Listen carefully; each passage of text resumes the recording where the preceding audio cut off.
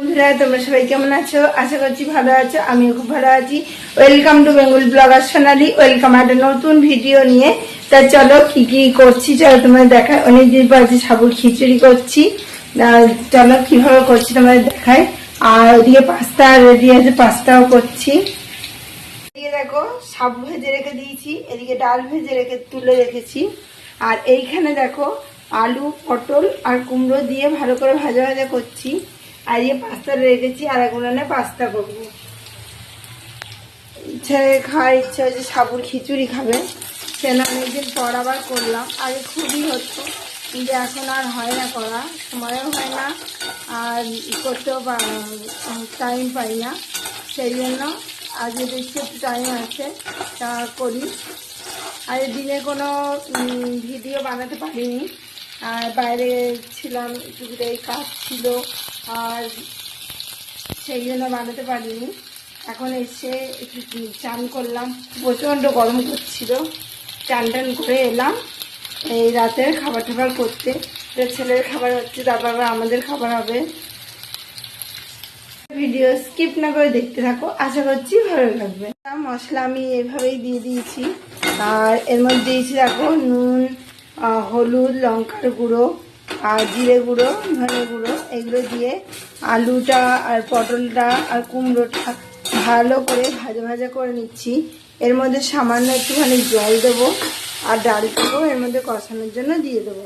আর নুন আগেই দিতে নেই, নুন দিলে কি হবে, সাবুর খিচুড়িটা পুড়ে যাবে। যে কোনো খিচুড়ি বলো না কেন পুড়ে যাবে, ওই জন্য পরে দেবো নুনটা। আগে ভালো করে কষিয়ে পরিমাণ মতো জল দিয়ে দেবো।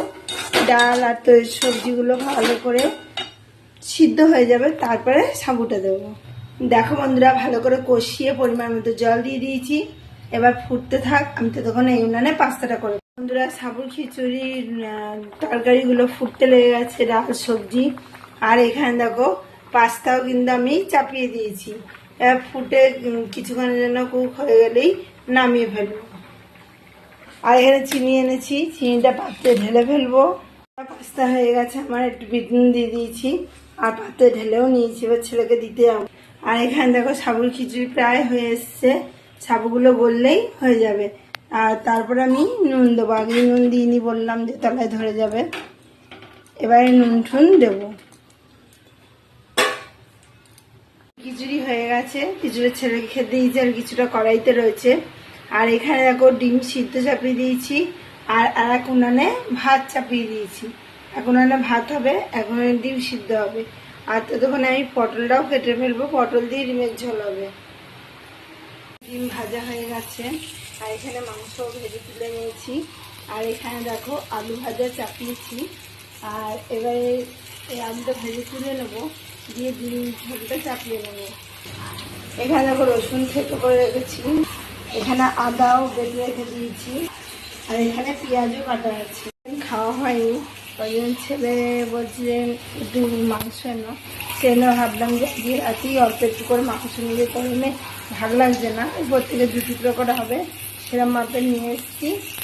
রান্নাটা করছি, দেখতে থাকবো, আশা করছি ভালো লাগবে। ঝোল কষিয়ে চাপানো হয়ে গেছে, পরিমাণ মতো আমি জলও দিয়ে দিয়েছি।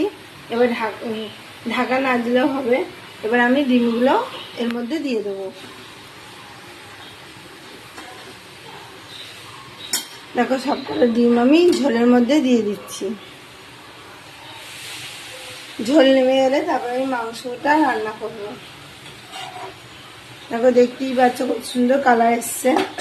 আর মাংসের মশলাটা রেডি করে নেবো, তাহলে থালাটা খালি হয়ে যাবে, এটা ঢাকা দিতে পারবো। বন্ধুরা, পটল দিয়ে আলু দিয়ে ডিমের ঝোল আমার হয়ে গেছে। আমি আবার কড়াই চাপিয়ে দিয়েছি মাংসটা করার জন্য। এখানে দেখো আলু ভেজে রেখেছি, মাংস ভেজে রেখেছি, এখানে পেঁয়াজ আছে, আর এখানে মশলাটাও রেডি করে নিয়েছি। এবার আমি কড়াইতে দিয়ে দেবো তেল। দেখো বন্ধুরা, কড়াইতে আমি দিয়ে দিয়েছি তেল। তেলটা একটু গরম হয়ে নিই, তারপর ফোড়নটা দিয়ে দেবো, দিয়ে কিন্তু আমি পেঁয়াজটা ভেজে নেবো। তারপর মাংস রান্না করছি। তারপর মশলা দিয়ে পেঁয়াজ দিয়ে ভালো করে কষিয়ে নিয়েছি। এবার আমি এর মধ্যে প্রথমে দিয়ে দেবো মাংসটা, দিয়ে একটু বেশ কিছুক্ষণ ধরে কষাবো, যাতে মশলাগুলো ভালো করে ঢোকে। তার একটু পরে দিয়ে দেবো আলু। কিছুক্ষণ এটা ভালো করে কষিয়ে নিই।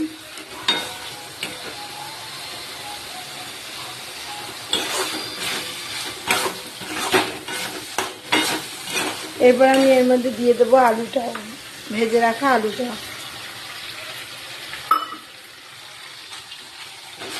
দিয়ে আবার আলু, মাংস, পেঁয়াজ, রসুন, আদা, মশলাপাতি সব দিয়ে কিন্তু আমি কষাবো, আর একটু একটু জল দেবো।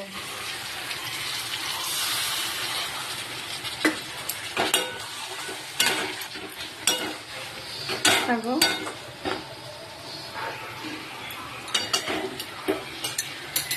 সুন্দর করে ভালো করে কষিয়ে নিতে হবে যতক্ষণ না চারিদিকে তেল ছাড়ছে আর কাঁচা মশলার গন্ধ দূর হচ্ছে, ততক্ষণ কিন্তু ভালো করে কষিয়ে নিতে হবে।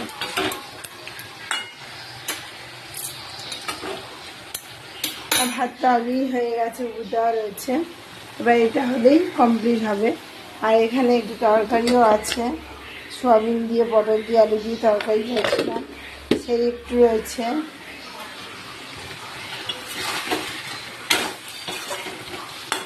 চলো 2-3 মিনিট ধরে একটু ভালো করে কষিয়ে নিই। মাংসটা ভালো করে কষিয়ে নিয়েছি, দিয়ে পরিমাণ মতো জল দিয়ে দিয়েছি। আর আস্তে আস্তে কতগুলো পাটি জমে যাচ্ছে, একটু তরকারি দিতে পারবো।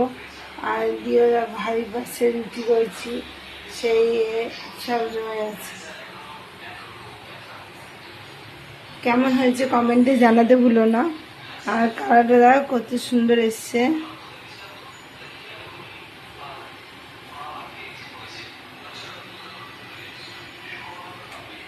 বন্ধুরা মাংস আমার হয়ে গেছে, কালারটা দেখো কত সুন্দর এসছে। একদম ঘরোয়া মশলা দিয়ে সিম্পল ভাবে পাতলা ঝোল করেছি মাংসের। আর তো দেখালাম আমি ডিমের ঝোল করেছি, আর সোয়াবিনের তরকারি করেছি, দুপুরে করেছিলাম, সেটাই একটু ছিল, গরম করে নিলাম। তা চলো ভাত টাত খেয়ে নিই, আবার দেখা হচ্ছে।